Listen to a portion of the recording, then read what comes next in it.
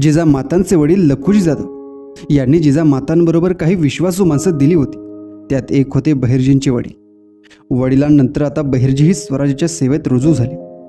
बहिर्जी वेगवेगळ्या प्रकारची सोंग वटवण्यात तरबेज होते, म्हणून ते बहुरूपी होते.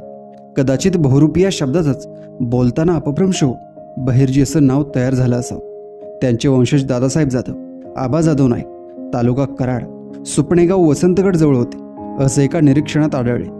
पण ही मतभिन्नता जर बाजूला ठेवली तर असं लक्षात येतं की बहिर्जी नाईक हे शिवरायांबरोबर राज्याभिषेकापूर्वीपासूनच होते. ते वेगवेगळे वेश बदलण्यात, बेमालून नक्कल करण्यात पारंगत होते.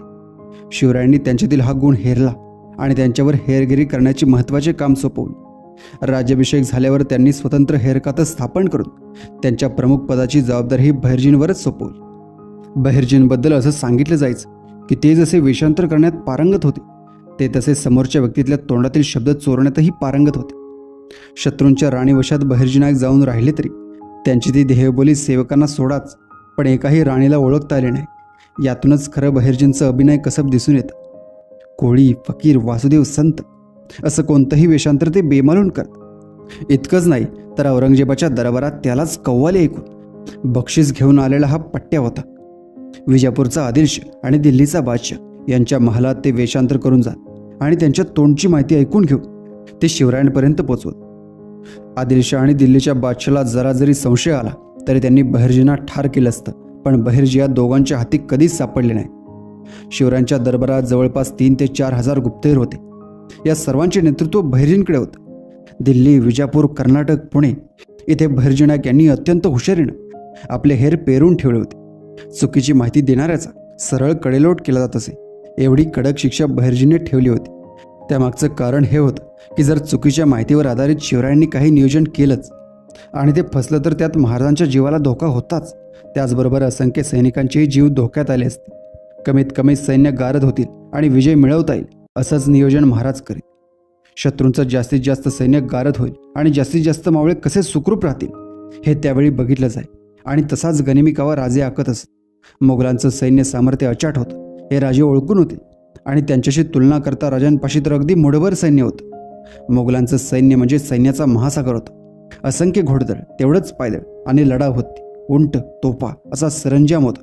त्यापुढे मराठ्यांकडे तुटपुंचे घोडदळ तसंच पायदळ होतं. राजे कधीच हत्ती, उंट, तोफा असं अवजड युद्धाचं सामान सैन्यात बरोबर वागवत नसत. मोगलांप्रमाणे बाजार बणके, स्त्रिया, नाचणाऱ्या कलावंतिनी यांना सुद्धा राजे आपल्या सैन्यात घेत नसत. म्हणूनच त्यांचं सैन्य कडे कपाऱ्यांतून वेगाने हालचाल करू शकत होते आणि राजांचा गनिमिकावा म्हणूनच दरवेळी सफल होत असे. मोगलांकडच्या आणि मराठ्यांच्या सैन्यात हा फरक होता. स्वराज्य निर्मितीचे एक महान कार्य राजांनी हातात घेतलं आणि आई भवानीच्या कृपेने बहिर्जी नाईक यांच्यासारख्या बहुमूल्य हेरा राजांच्या पदरात घातला. बहिर्जी कट्टर स्वराज्याचे पाईक होते. त्यांच्यावर जेव्हा राजांनी हेर खातं तयार करण्याची जबाबदारी सोपवली तेव्हापासून त्यांना मृत्यू येईपर्यंत ते कधीही कुठल्या मोहाला बळी पडले नव्हते. त्यांनी एक एक माणूस खात्री पटेपर्यंत पारखून घेतला. जेव्हा खात्री पटली तेव्हाच गुप्तहेर खात्याला घेतलं. 5 मुख्य हेर आणि त्यांच्या हाताखाली असणारे 4000 हेर हे सगळे पारखून घेणं सोपं काम नाही, पण हे त्यांनी केलं, तेही यशस्वीरित्या. म्हणूनच एवढ्या मोठ्या मोगल साम्राज्याशी ते लढा देऊ शकले. बहिर्जी आणि त्यांचे हेर मात्र सर्वत्र गुप्तपणे वावरत असत.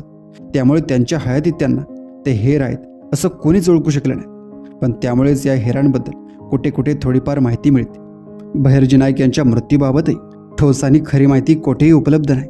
भूपाळगडावर ते अत्यंत जखमी अवस्थेत आले आणि तेथेच त्यांनी देह ठेवला अशी एक आख्यायिका आहे. महाराष्ट्रातील सांगली जिल्ह्यातील बाणूर गडावर इथे मात्र बहिर्जींची समाधी आहे. असे हे बहिर्जी नावाचं अष्टावधानी असणार, स्वराज्याची हेमान राखणार, स्वराज्यासाठीच आयुष्य वेचणार असं एकंदर अफलातून व्यक्तिमत्व होतं. एवढ्या सामर्थ्यवान मोगलांना टक्कर देण्याची हिंमत शिवरायांपूर्वी कोणीच केली नव्हती. राजांनी दऱ्या डोंगरात हिंडणाऱ्या त्या मावळ्यांना गोळा करून त्यांच्या मुठभर सेनेसह बहिर्जींसारख्या हेरांनी आणलेल्या माहितीवर आधारित नियोजन करून मोगलांसारख्या शत्रूला पराजित केलं. धन्य ते बहिर्जी नाईक ज्यांनी केवळ स्वराज्यासाठी आयुष्य वेचले आणि धन्य ते शिवराय ज्यांनी हे हेराला ओळखलं. शिवरायांच्या आयुष्यात बहिर्जी नाईक यांना वगळता येणार नाही. प्रत्यक्ष रणांगणावर राजे युद्ध खेळले, पण बहिर्जी नाईक शिवशाहीच्या पडद्यामागे युद्ध खेळले. क्षणोक्षणी स्वतःचा जीव धोक्यात घालून बहिर्जी नाईक हेरगिरीचं युद्ध खेळले. म्हणून राजांना एवढ्या बलाढ्य मोगल शत्रूला नेहमीच गनिमिकाव्याने नामोहरम करता आलं. मराठी स्वराज्याचा इतिहास अभ्यासताना शिवरायांबरोबर बहिर्जींच्या कामगिरीचाही अभ्यास करावा लागतो.